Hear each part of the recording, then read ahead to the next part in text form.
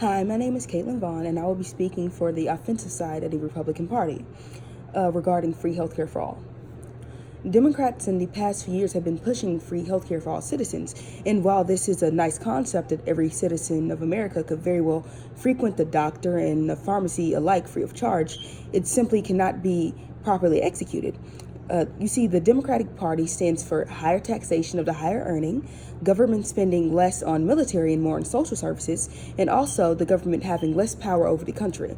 So essentially, they stand for domestic theft, vulnerable America, and anarchy and radicalism to run free in our country. They believe that one of the ways that they can achieve this free healthcare is through higher taxation of the rich. But by heavily taxing them, they are compromising themselves, as this directly contrasts their belief in equality for all. Because how are they right in treating one class of America differently?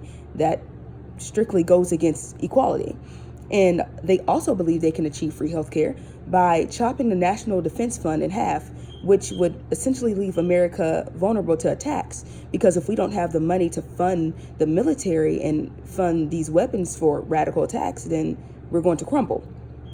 Also, if healthcare were to be free, then it would be the highest budget expenditure. We see this with Canada. A large percentage of their GDP goes straight to healthcare. And also, if healthcare were to be free, it would not be as efficient as everyone believed it would be. You see, all doctors and pharmacists and nurses would not be able to be properly paid. And also, it would lead to longer wait times for diagnoses that could very well save their lives. That would lead to the progression of these diseases, and that would lead to death.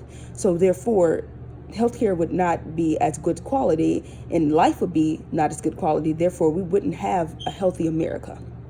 So essentially, free healthcare goes against justice for all. We would be doing Americans an injustice by lowering the level of care and demonizing the rich and ill compensating those involved in healthcare. So that's why it is straight idiocracy for us to have free healthcare. Thank you.